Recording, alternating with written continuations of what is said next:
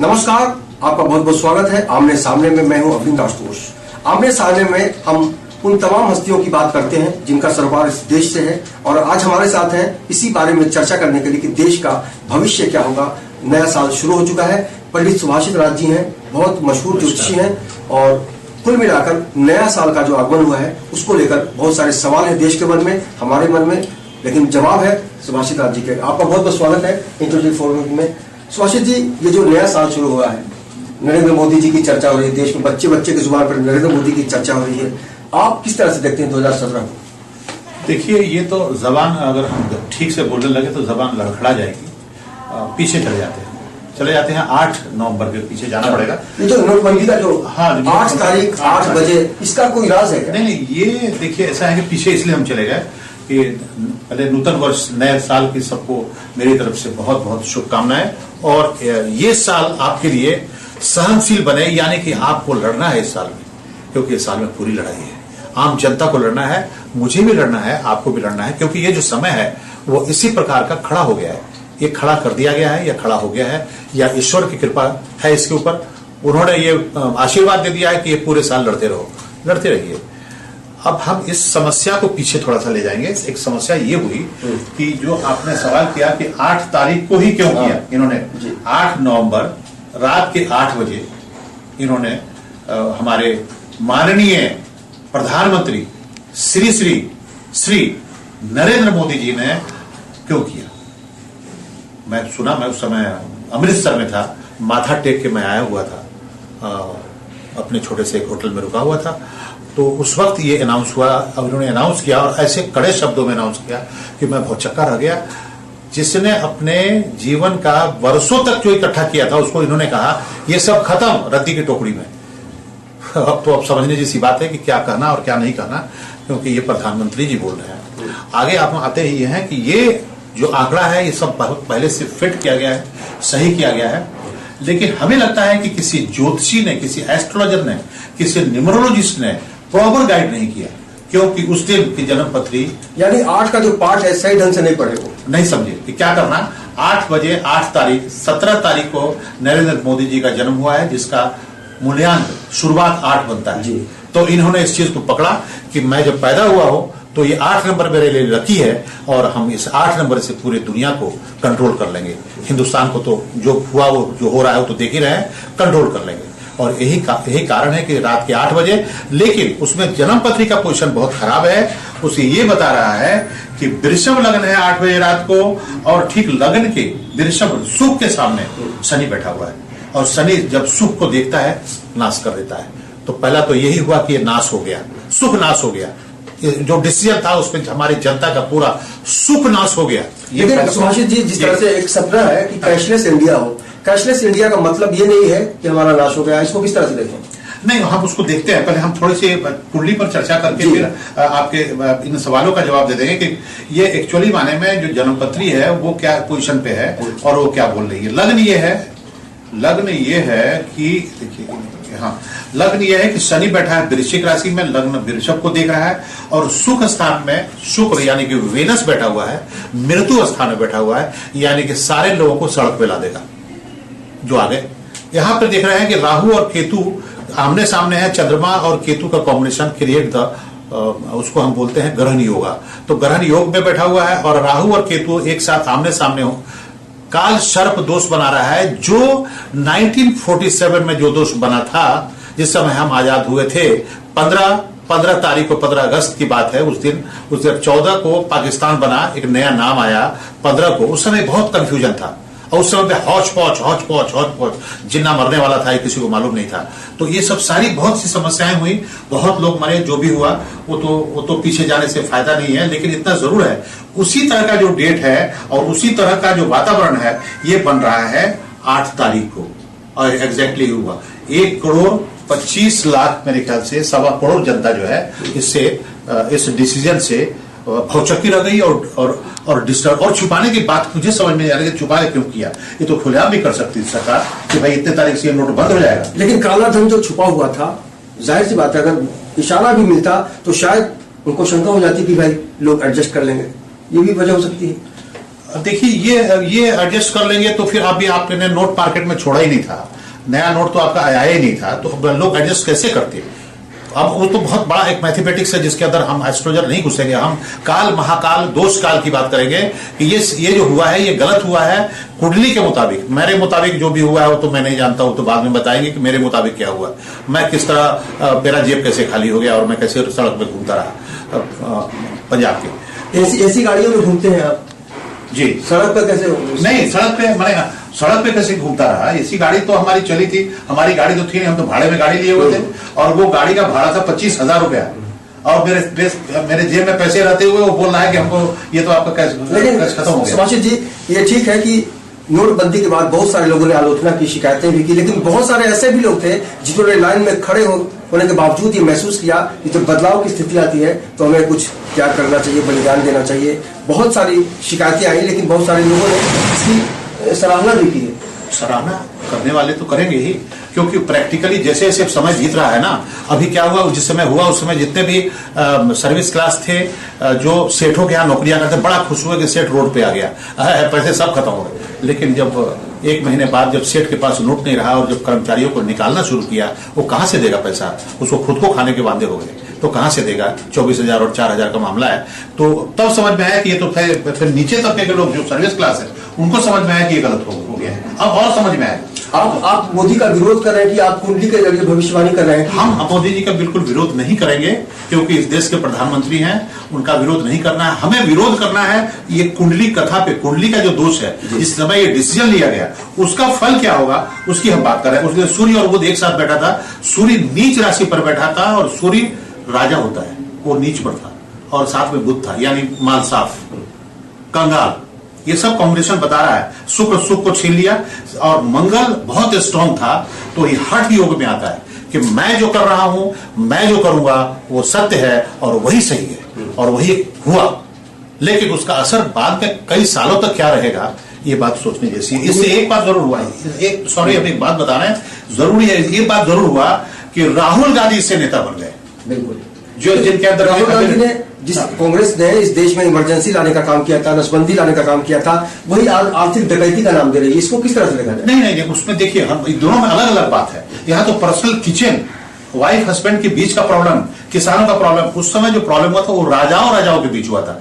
यानी कि जो इमरजेंसी हुआ था उस समय नेता लोग सब जेल में गए थे, और नेता से नेता की लड़ाई थी। इंदिरा गांधी जी ने जो इमरजेंसी लगाई थी वो नेताओं के या समाज के जो अलग लोग थे, वो पॉकेट साफ नहीं हुआ था उस टाइम में। आप कंगाल नहीं हुए थे उस टाइम में, आपको दर्द नहीं था, आप सिर्फ वॉच कर रहे थे। उस समय तो ये टीवी और मीडिया कुछ बहुत कमजोर था जब ये सब इमरजेंसी की बात आई है। ये तो बहुत कुछ नहीं है उसके हिसाब से। यहाँ तो सीधा का सीधा हमारे डेली रूटीन के खाने पे, पीने पे, दूध पे और बहुत सी चीजों पे जो पर्सनल चीजें में आती हैं, अगर हम ऑफिस से निकल करके आते हैं, फल पे, सब्जी पे, आपके डेली रूटीन में जो जो आप करते हैं, जो जो आपकी हैबिट है, उसके ऊपर में अटैक हो गया। बिल्कुल सुभाषित जी, बहुत सारी जनता जो है वो बदलाव की बात महसूस करती है, लेकिन अगर हम नरेंद्र मोदी के ड्रेस की बात करें, वो जो परिधान पहनते हैं उसका भी असर होता है क्या?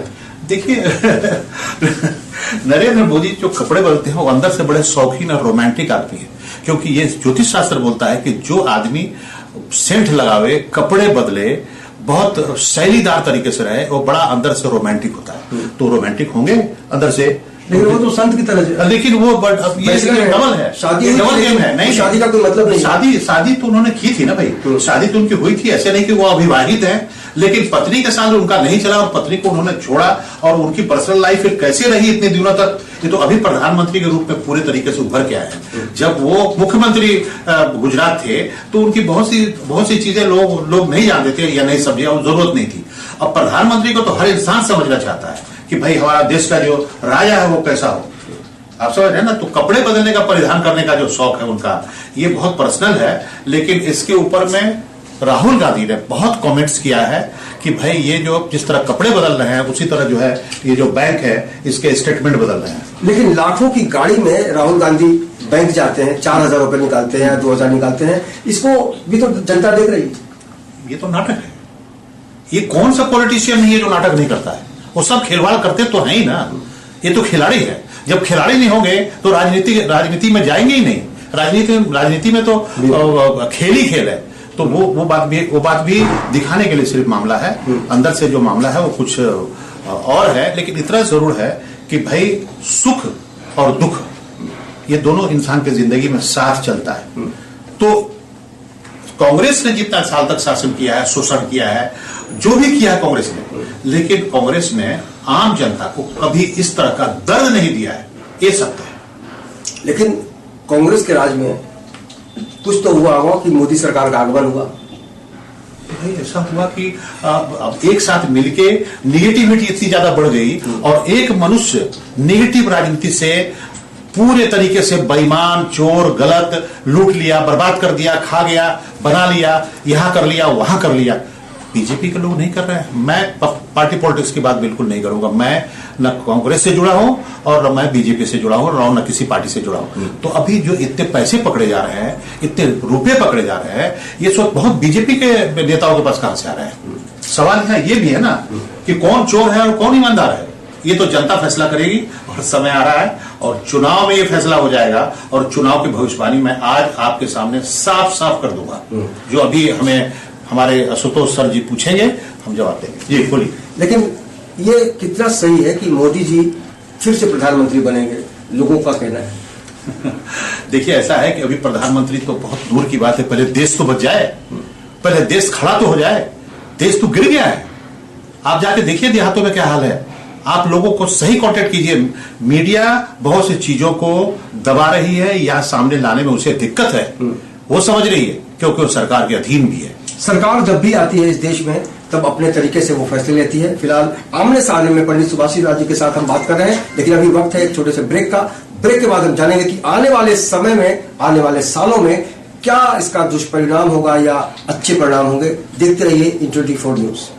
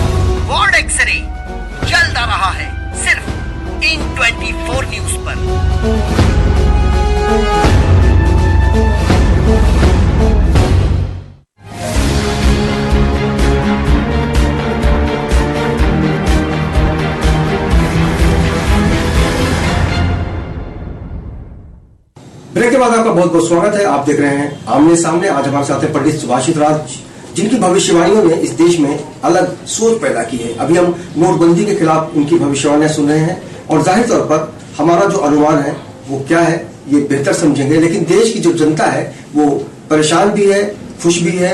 ये जो देश की जनता है दो तरह की बातें कर रही है। आपकी बातों से अगर हम चिंतन मनन करें, उसके दूर तक जाए तो लग रहा है कि शायद आप मोदी विरोध की बातें कर रहे हैं। बिल्कुल नहीं, बिल्कुल मोदी विरोधी नहीं है, क्योंकि वो जो चाह रहे हैं ना, मोदी जी जो चाह रहे हैं वो दिल से चाह रहे हैं कि अच्छा हो।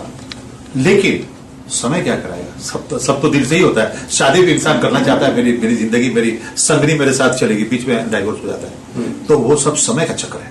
आप कर रहे हैं सब अच्छे के लिए, लेकिन यहाँ क्या बोल रहा है, ये सवाल ये है कि यह कुंडली क्या बोल रही है। कुंडली में बहुत बड़ा दोष है, काल सर्प दोष, जिसके कारण पाकिस्तान परेशान है। 15 अगस्त को जो 1947 में हुआ, और ये 8 नवंबर 1916 को रात के 8 बजे लिया हुआ डिसीजन काल सर्प दोष में है। और दूसरा भी एक प्रॉब्लम है, इन्होंने जो ओथ लिया था ना वो शाम के टाइम लिया था। राजा कभी भी शाम के टाइम ओथ शपथ ग्रहण नहीं करता है। उस समय सूरज भगवान डूब रहे थे। बहुत बड़ा दोष है ये। और उस राजा को अपनी जिंदगी में जितना दिन तक वो रहता है वो कंफ्यूजन के अंदर रहता है और उसे बहुत मुश्किल से सफलता सब दिखाने को मिलती है, लेकिन एग्जैक्ट नहीं मिलती है जो इनको हमें दिख रहा है। सुभाष जी, कांग्रेस की अगर हम बात करें तो इस तरह से राहुल गांधी ने कहा आर्थिक डकैती का नाम दिया। संजय निरुपम जो मुंबई कांग्रेस के अध्यक्ष हैं वो कहते हैं कि हिटलर से भी अंदाज में ये बात कर रहे हैं, तो क्या ये पॉलिटिक्स है या उनके दिल की तकलीफ है? बहुत साफ बात है। हम संजय निरुपम जी को सपोर्ट कर रहे हैं ना राहुल गांधी को सपोर्ट कर रहे हैं, लेकिन संजय निरुपम जी को नजरबंद क्यों कर दिया गया भाई? ये प्रजातंत्र है ना, जिसको जो बोलना है बोलेगा। क्या संजय निरुपम दाऊद इब्राहिम है क्या? आके जाकर के गोली मार देगा या क्राइम कर देगा? वो कांग्रेस का यहाँ पे ये इस मुंबई के अध्यक्ष है और कांग्रेस ने उन्हें उसके लिए अध्यक्ष बनाया है, और ये विरोध के लिए, सपोर्ट के लिए, ये तो राजनीति है भाई। इस तरह की राजनीति आप करेंगे कि आप हाउस अरेस्ट करा देंगे? हाउस अरेस्ट करा देंगे? ऐसा होता है क्या? मैं संजय जी का सपोर्ट नहीं कर रहा हूं, लेकिन जो हो रहा है उसके विरोध में, चूंकि ये कुंडली में जो दोष है काल सर्प में, और मैं इसके पहले भी भविष्यवाणी दिया था, जैसे ये घटना घटी मैंने कहा कि हिंदुस्तान का एक बहुत बड़ा नेता की मृत्यु हो जाएगी। जयललिता जी की मृत्यु हो गई। अब मेरी दूसरी भविष्यवाणी है कि सोनिया गांधी अपने आप अपने स्वास्थ्य का पूरा ध्यान रखें। 4 महीना उनके लिए बहुत खराब है और कुछ भी हो सकता है, कुछ भी, बिल्कुल कुछ भी हो सकता है। लेकिन अगर हम लोकतंत्र में बदलाव की बात करते हैं तो बहुत जल्द उत्तर प्रदेश में तस्वीर बदलने की संभावना व्यक्त की जा रही है। उत्तर प्रदेश का जो भविष्य होगा सुभाषित जी 2017 में, उसे कैसे देखते हैं? देखिए, साफ हम बात करते हैं। मैंने एस्ट्रोलॉजी कभी हौच पौच नहीं किया।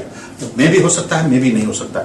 मेरा सीधा मतलब है कि बीजेपी किसी भी हालत में उत्तर प्रदेश में सरकार नहीं बना पाएगी। फिर वापस बोल देता हूं, बीजेपी भारतीय जनता पार्टी उत्तर प्रदेश में सरकार नहीं बना पाएगी। सरकार जो भी बनावे, चाहे वो मुलायम सिंह जी बनावे, उनकी पार्टी बनावे, राहुल गांधी मिलकर बनावे या मायावती बनावे, जो भी मिलकर बनावे, लेकिन सरकार हम बीजेपी पर कॉन्सेंट्रेट किए हैं, वहां इन्हें सत्ता हाथ में नहीं आएगी। पिछले दिनों सुभाषित राजे ने एक लाइव शो में कहा था कि इस देश में जो 19 भविष्यवाणियां मैं करने जा रहा हूं उसमें बहुत बड़ा मर्म छिपा है। तो 18 भविष्यवाणियां जो है वो सच हुई, लेकिन एक भविष्यवाणी जिसमें आपने कहा था कि मोदी प्रधानमंत्री नहीं बन सकते, लेकिन बन गए। कैसे देखें आपको? अब देखिए, ऐसा है कि कुंडली ये जो सामने मेरे है, यही है आधार मेरे भविष्य का जो मैं बोलता हूं। नरेंद्र मोदी जी की जन्मपत्री तुला लगन की मुझे किसी कांग्रेसियों ने दिया था, साफ बात करता हूं, और तुला लग्न की जन्मपत्री पर मैंने भविष्यवाणी दी थी, लेकिन उनका लग्न जो है वो वृश्चिक है।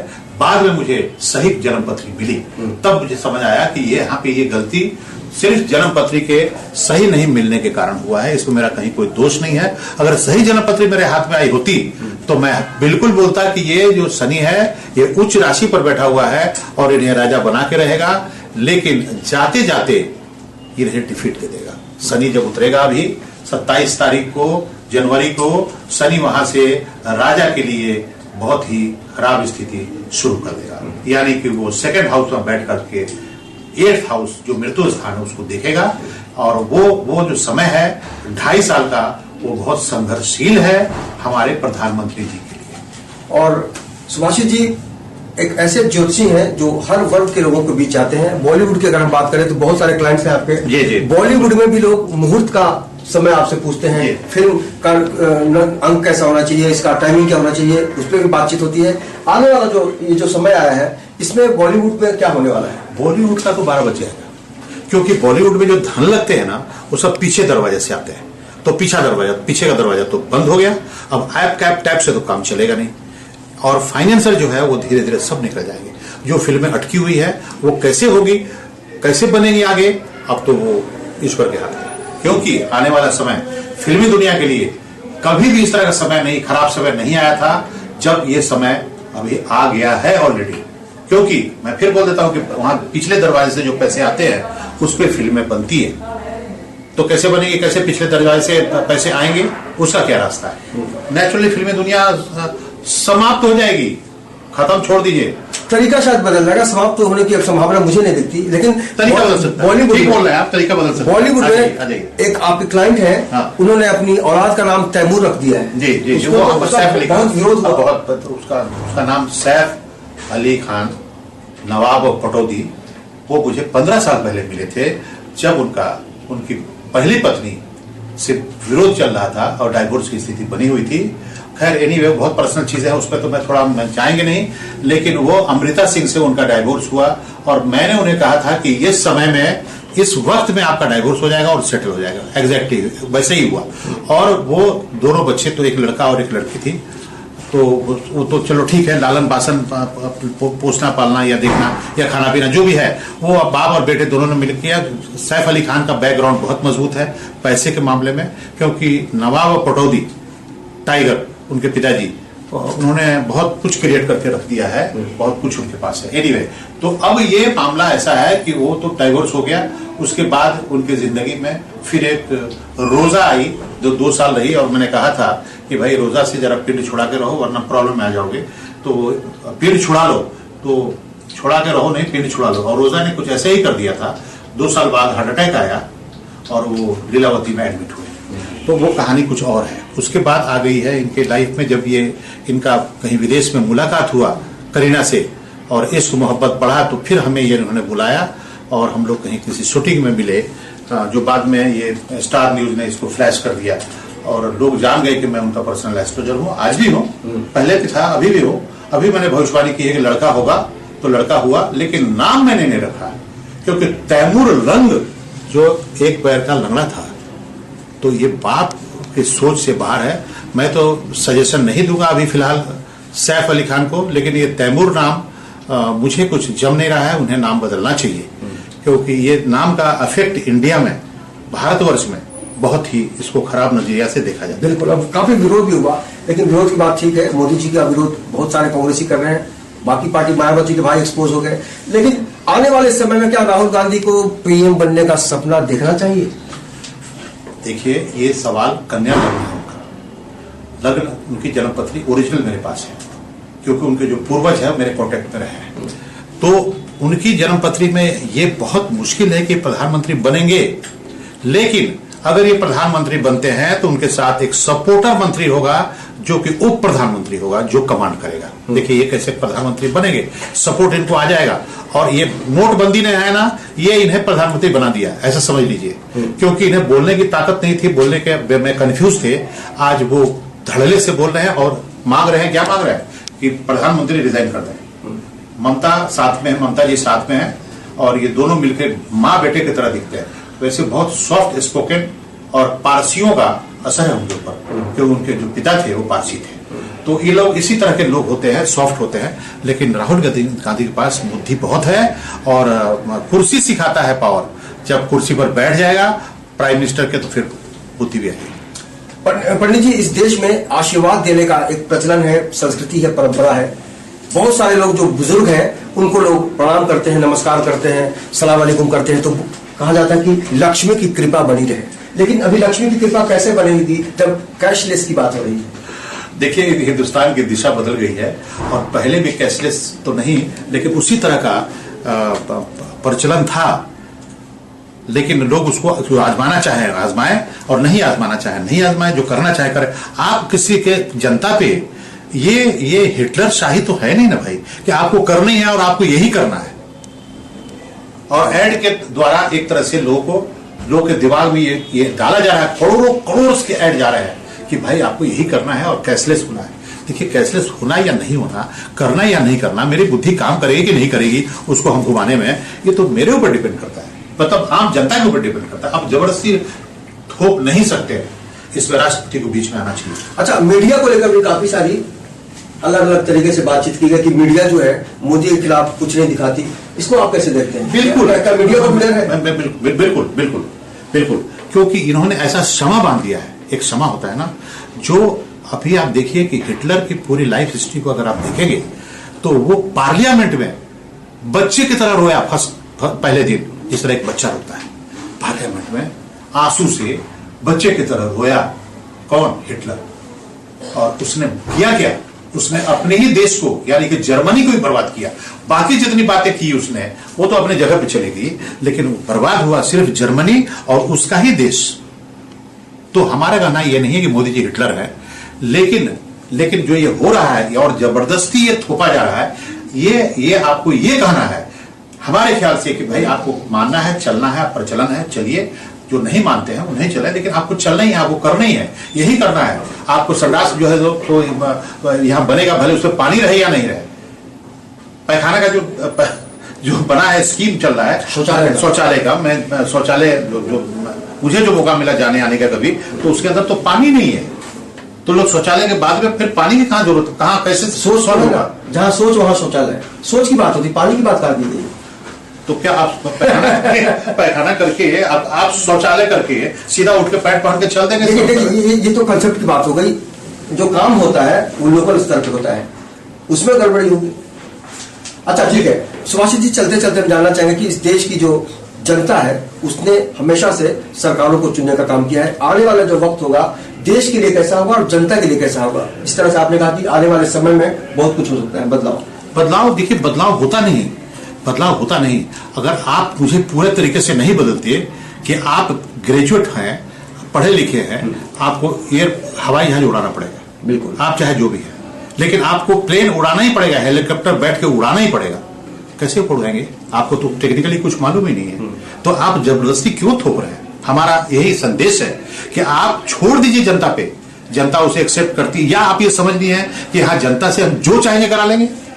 जनता आपके गुलाम तो हो ही गई है, लोग डर गए, लोग डरे नहीं, राजा से लोग डरते नहीं है, राजा से लोग प्यार करते हैं, प्यार खत्म हो गया।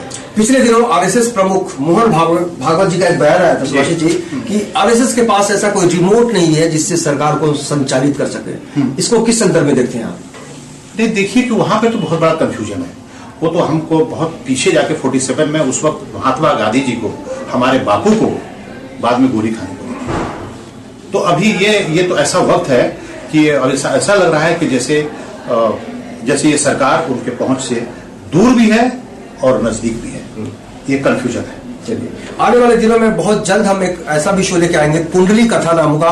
कुंडली कथा में किस तरह से चर्चा करेंगे सुभाषित जी, अपने दर्शकों को बता देखिए हम वो भविष्यवाणी करेंगे जिसमें डिजास्टर जरूर होगा, जिसमें इस देश में कहाँ पे क्या बुरा होने जा रहा है, इससे हम आपको आगाह कर देंगे। जैसे मैंने आपको आगाह किया कि पूरा 2 महीना उत्तर प्रदेश के लिए एक्सीडेंट के लिए, लोहे के लिए, ट्रक गाड़ियों के लिए, हवाई जहाज के लिए बहुत खराब है।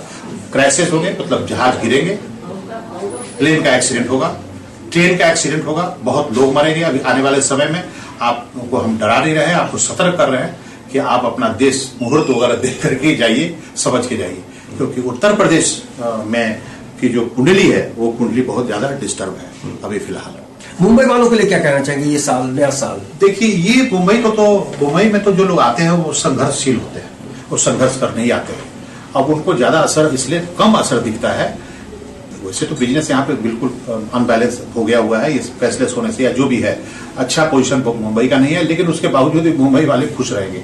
चलो ठीक है, काम तो चल रहा है, जिनको गांव जाना है चले गए और चले जा रहे हैं, जो बंद होना है बंद हो रहा है, वो भी चले जा रहे हैं, लेकिन काफी कंपनियां, फैक्ट्रियां बंद हो गई हैं, ये तो सत्य है। चलिए चलते चलते आपको नए साल की बहुत बहुत शुभकामनाएं। आपको बहुत बहुत शुभकामनाएं और सतर्क रहिए, संघर्षशील रहिए। इस साल 2017 के लिए यही संदेश है हमारे। बिल्कुल, और इस संदेश के जरिए आप अपना जो सफर है उसको समझ सकते हैं।